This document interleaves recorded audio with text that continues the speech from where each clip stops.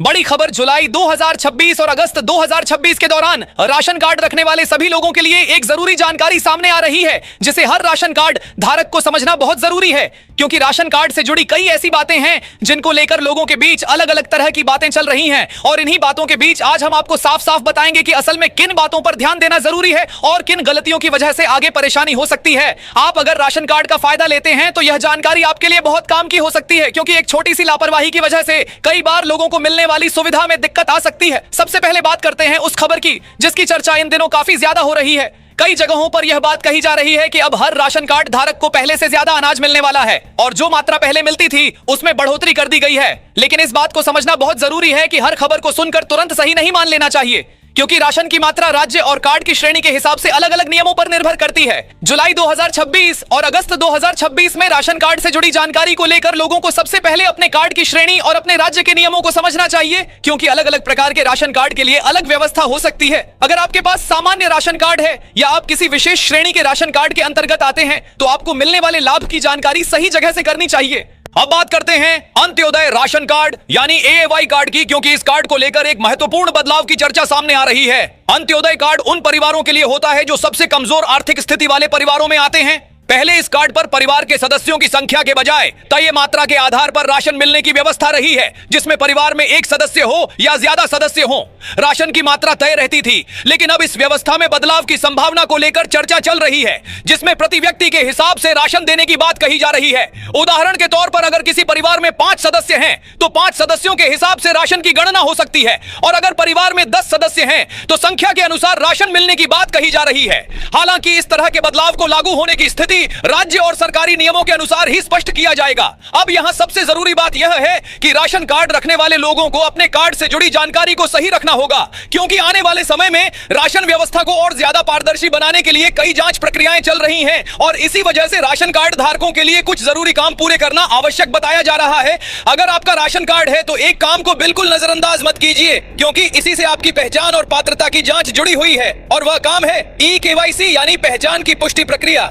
कई ration card धारक अभी भी इस बात को लेकर भ्रम में हैं कि ई-केवाईसी जरूरी है या नहीं, लेकिन राशन व्यवस्था में आधार आधारित सत्यापन को काफी महत्व दिया जा रहा है। इसलिए राशन कार्ड धारकों को अपनी ई-केवाईसी प्रक्रिया पूरी रखने की सलाह दी जाती है। ई-केवाईसी कराने के लिए आपको अपने नजदीकी राशन दुकान यानी पीडीएस केंद्र पर जाना होगा, वहां अपना आधार कार्ड लेकर जाना होगा और बायोमेट्रिक प्रक्रिया के माध्यम से पहचान सत्यापन कराया जा सकता है। साथ ही अगर मोबाइल नंबर अपडेट नहीं है तो उसे भी सही करवा लेना जरूरी है, ताकि आगे आने वाली जानकारी आप तक पहुंच सके। अब आगे सबसे महत्वपूर्ण बात आती है कि आखिर सरकार ई-केवाईसी पर इतना ध्यान क्यों दे रही है और राशन कार्ड की जांच क्यों की जा रही है। इसका कारण है कि सही लाभार्थी तक सरकारी सुविधा पहुंचे और गलत तरीके से बने कार्ड की पहचान हो सके। इसी वजह से कई जगहों पर राशन कार्ड की जांच प्रक्रिया चल रही है, जिसमें आधार सत्यापन और जानकारी की जांच की जा रही है। अगर जांच में कोई कार्ड गलत जानकारी या नियमों के खिलाफ पाया जाता है तो उस पर कार्रवाई की जा सकती है और कार्ड को निष्क्रिय भी किया जा सकता है। इसलिए जुलाई 2026 और अगस्त 2026 के समय में राशन कार्ड धारकों को सबसे पहले अपनी जानकारी सही रखनी चाहिए, ई-केवाईसी पूरी रखनी चाहिए और अपने कार्ड से जुड़ी हर जानकारी को समय समय पर जांचते रहना चाहिए,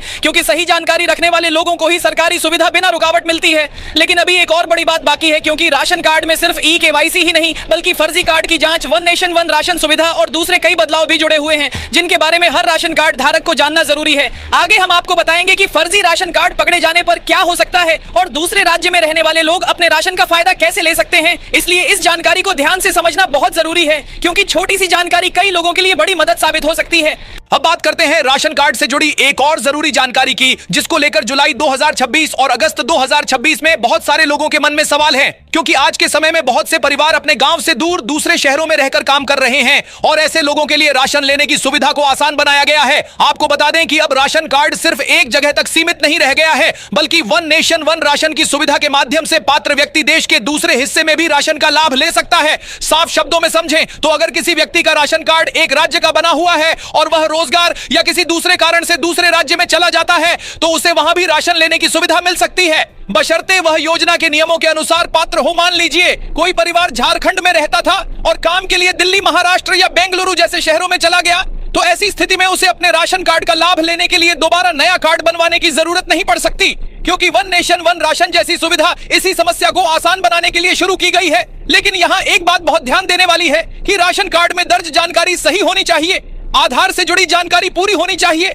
और लाभ लेने वाले व्यक्ति का रिकॉर्ड सही होना जरूरी है, क्योंकि डिजिटल व्यवस्था में सभी जानकारी का मिलान किया जाता है। अब बात करते हैं राशन कार्ड में नाम जोड़ने और हटाने की प्रक्रिया की, क्योंकि परिवार समय के साथ बदलता रहता है और इसी वजह से कार्ड में भी बदलाव की जरूरत पड़ती है। अगर किसी परिवार में नया सदस्य जुड़ता है, जैसे बच्चे का जन्म होता है या शादी के बाद कोई नया सदस्य परिवार में शामिल होता है, तो उस सदस्य का नाम राशन कार्ड में जोड़ा जा सकता है।